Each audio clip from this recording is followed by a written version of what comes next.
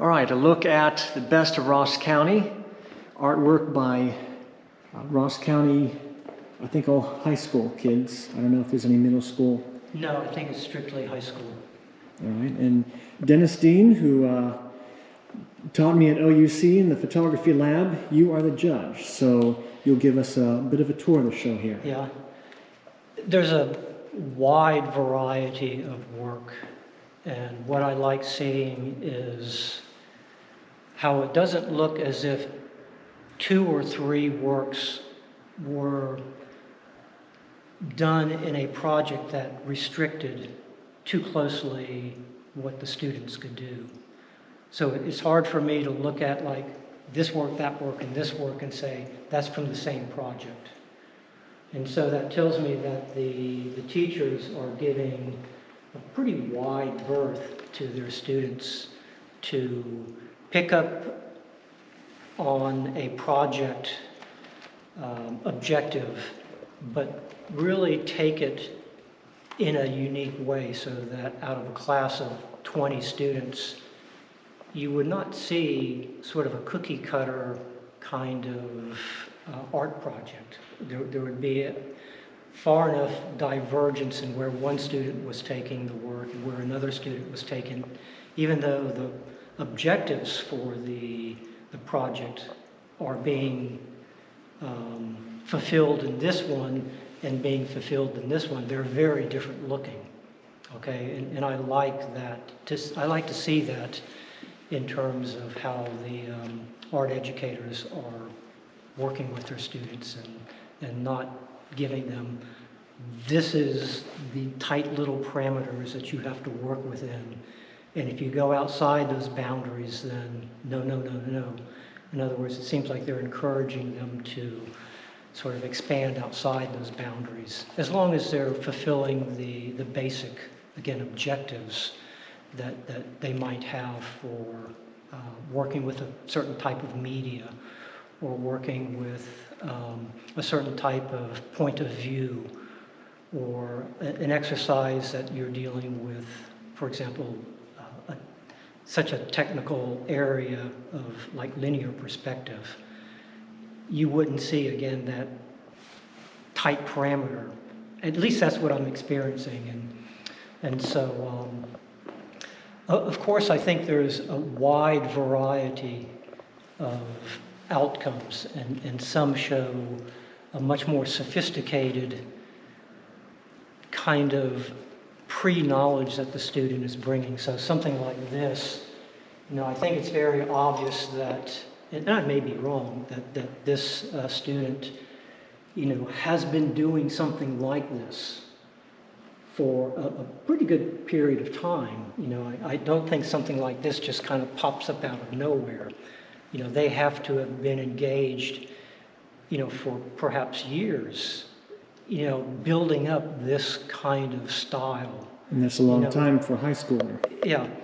It might be half their lifetime they've been playing around with this approach or this style. And so many of my students I see being highly influenced by anime, which is still a very, very popular style for young people. And how do you get a student that has so much attachment to a particular group of artists to maybe work outside of that? And so they're working in an area that they're less comfortable with. Challenging. More challenging. And whereas maybe, what they're doing might get into the honor society show, if they did something where they were outside their comfort zone, it may not make it into the honor show. And so how do you encourage that in a student to risk not making something that they judge and maybe their peers will judge as being really successful? So, a work like this seems to be kind of stretching out there in terms of a degree of uncertainty.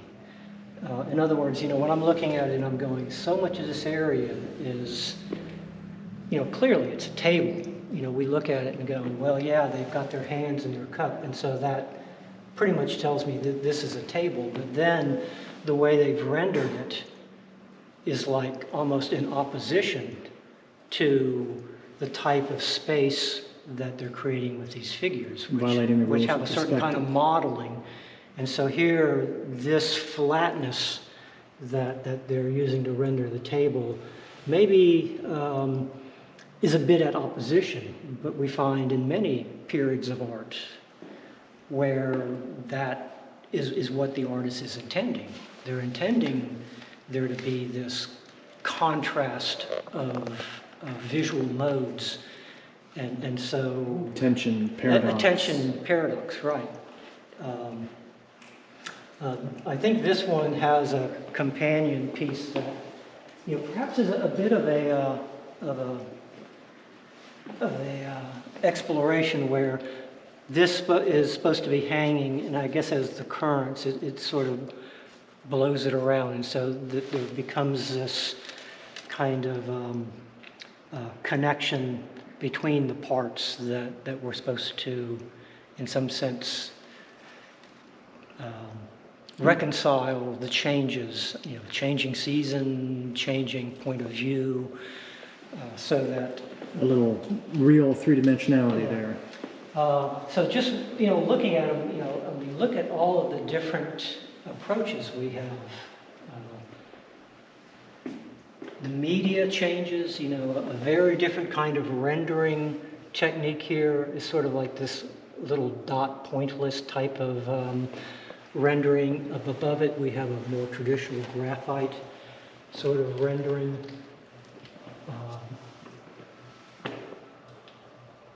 Composition is something that you can teach composition, but until the student really understands on a slightly higher level than just a purely conceptual level, and so it becomes like a felt understanding, and so it has as much to do with one's feeling of the relationship between space and figure, space and form. You can conceptualize that, and you can maybe follow rules, like the rule of thirds.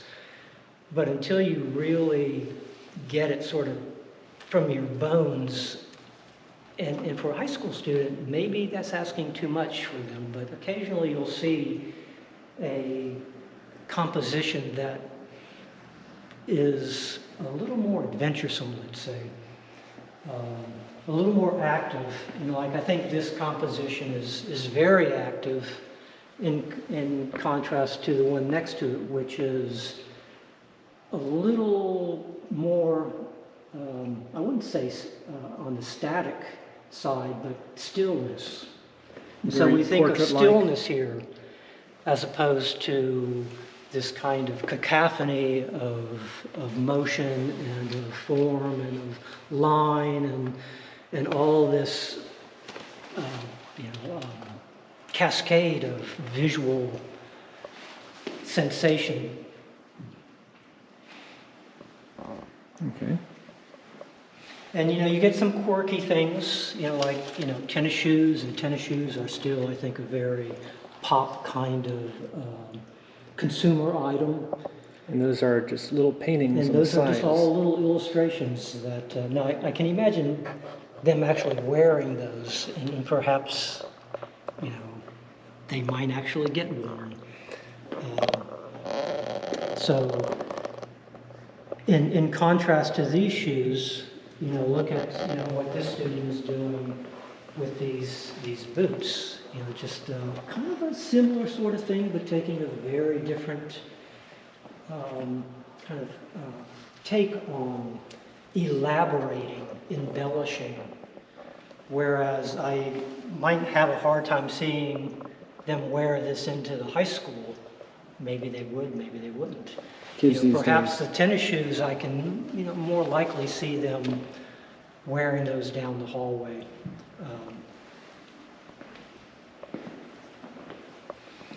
This one is a kind of kind of a nice little mystery to this one. It's very simple, but yet still, I think, very profound in some respects. And technically, it's very sparse, but also giving us more than enough to spend time in kind of digesting it. You know, where is it coming from? Where is it going? What's the story behind? What's the psychology that is at play here? Sometimes less is more. Sometimes less is more.